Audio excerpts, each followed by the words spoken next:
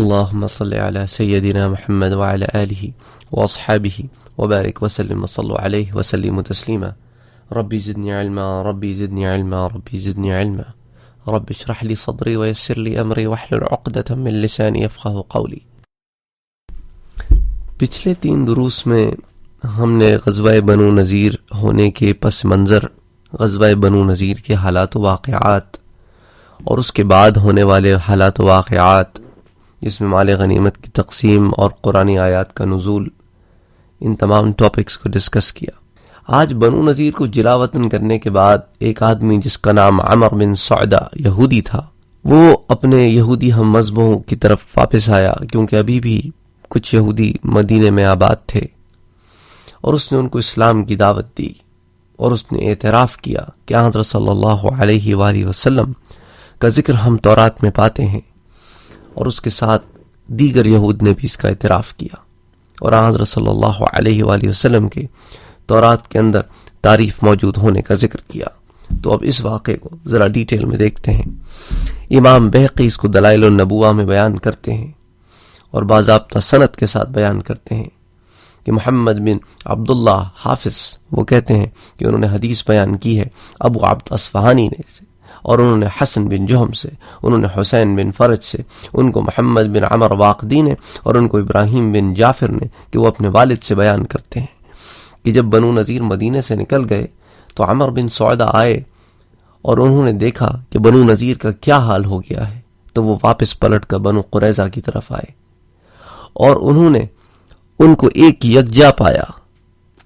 تو ان کے پاس ایک ڈیوائس ہوا کرتی تھی اس زمانے میں جس کے اندر پھونک مار کے سارے لوگوں کو جمع کیا جاتا تھا، تو اس کو قرن کہتے تھے. تو قرن میں پھونک ماری تو وہ سارے کے سارے جمع ہو گئے. تو زبیر بن باتا ایک آدمی تھا، اس نے عمر بن سعدہ کو مخاطب کر کے کہا، عمر بن سعدہ جو ہیں ان کے ایک بیٹے کا نام تھا سعید، تو یہ ابو سعید کے نام سے بھی مشہور تھے، جیسا کہ آپ پچھلے دروس میں پڑھ چکے ہیں. تو انہوں نے کہا کہ اے ابو سعید، آپ کہاں تھے؟ آج صبح سے آپ کو دیکھا نہیں. کیونکہ ابو سعید جو ہیں وہ کبھی بھی اپنے گھر والوں سے جدا نہیں ہوتے تھے اور نہایت عبادت گزار اللہ والے آدمی تھے. تو اس نے کہا کہ میں نے آج کئی عبرتیں دیکھی، بڑی عبرتیں دیکھی، اور میں نے دیکھا کہ بنو نذیر کے لوگ جو کہ بڑے عقل مند اور ذی شعور اور طاقتور اور مالدار اور بڑے مضبوط گھروں میں رہنے والے اور بڑے شریف لوگ، بظاہر بڑے کامیاب لوگ، آج وہ اپنی عزتوں سے ہاتھ دھو بیٹھے، اپنے وقار سے ہاتھ دھو بیٹھے، انہیں عاجز ہو کے اپنے گھروں سے نکلنا پڑا. یہ بڑی عجیب عبرت تھی. پھر بنو قینقاع کے ساتھ جو ہوا وہ بھی ہمارے سامنے ہے. وہ بھی بڑا اسلحہ رکھتے تھے، بڑے اہل قوت و شجاعت تھے، مال والے تھے، قلعوں والے تھے. اور میری قوم کے لوگوں، تم یہ دیکھ چکے ہو جو میں نے دیکھا ہے، لہٰذا اب تم میری بات مانو.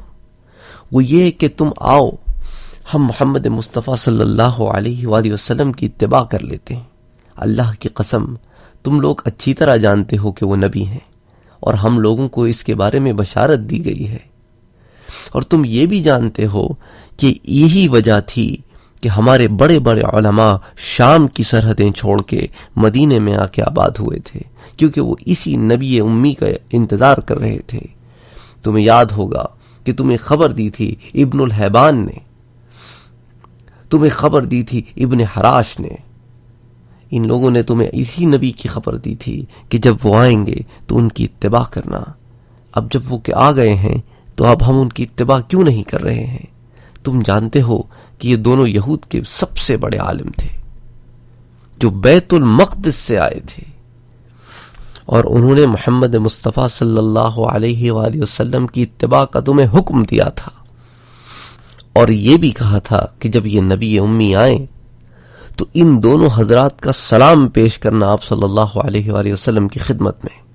لیکن وہ دونوں حضرت صلی اللہ علیہ وآلہ وسلم کے آنے سے قبل ہی انتقال فرما گئے، اور ہم نے اپنے انہی ہاتھوں سے ان کو اسی ہرہ کے مقام پہ دفن کیا تھا. چنانچہ یہ ساری باتیں سن کر قوم خاموش ہو گئی. ان لوگوں میں سے کسی سے اب جواب نہ بن پڑا. لہذا عمر بن سعدہ نے اپنے اسی کلام کا پھر اعادہ کیا اور پھر دوبارہ یہودیوں کو اسلام کی دعوت دی اور ان کو جنگ سے ڈرایا اور قیدی بننے اور جلا وطنی سے ڈرایا۔ زبیر نے کہا کہ بالکل آپ سچ کہتے ہو کہ تورات میں ایک نبی کے آنے کا ذکر ہے اور ان کی خوب تعریفیں بیان کی گئی ہیں، اور یہ وہی کتاب ہے جو موسیٰ پہ اتری تھی، لیکن جس نبی کا ذکر تورات میں ہے اور یہ جو نبی مدینے میں ہیں، میں ان کو ایک سا نہیں پاتا۔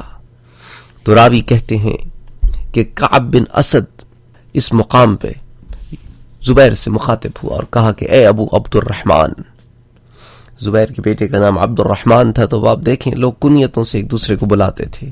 اس نے کہا کہ اے ابو عبد الرحمن، آپ کو کس چیز نے منع کیا ہے کہ آپ محمد مصطفیٰ صلی اللہ علیہ وآلہ وسلم کی اتباع نہ کریں؟ زبیر نے جواب دیا، کعب، میں تمہارے اور محمد مصطفیٰ کے درمیان حائل نہیں ہوں۔ اگر تم سمجھتے ہو کہ وہ سچے نبی ہیں تو تم جاؤ اور ایمان لے آؤ۔ اور کعب بن اسد، آپ ہمارے سردار ہیں، خدا کی قسم اگر آپ ان پہ ایمان لے آئیں گے تو ہم پھر کوئی سوال نہیں کریں گے، ہم سارے کے سارے خود ہی محمد مصطفیٰ صلی اللہ علیہ وآلہ وسلم کی اتباع کریں گے، لیکن اگر آپ اتباع کریں گے تو اس شرط پر ہم بھی اتباع کریں گے، اور اگر آپ انکار کر دیں گے تو پھر ہماری طرف سے بھی انکاری ہے۔ یہ سن کر عمر بن سعدہ کعب کی طرف متوجہ ہوا اور ایک دفعہ پھر اس کو وہ تمام باتیں یاد دلائیں جو اس نے ذکر کی تھیں۔ تو کعب نے کہا کہ میرے پاس اس محمد مصطفیٰ صلی اللہ علیہ وآلہ وسلم کے معاملے میں اس کے سوا کچھ بھی نہیں ہے کہ میرا نفس خوش نہیں ہوتا اس بات پر کہ میں ان کی اتباع کروں۔ تو وہ محض اپنے نفس کے بہکاوے میں آ کر اللہ کے رسول صلی اللہ علیہ وآلہ وسلم کی اتباع سے دور رہا، اور اس واقعے کو امام واقدی نے بھی بیان کیا ہے، اس کو ابن کثیر نے البدایہ والنہایہ میں بھی بیان کیا ہے، اور اس واقعے کو سیرہ شامیہ میں بھی بیان کیا گیا۔ وما علینا الا البلاغ، اللہم صلی علی سیدنا ومولانا وحبیبنا وشفیعنا محمد النبی الامین الکریم۔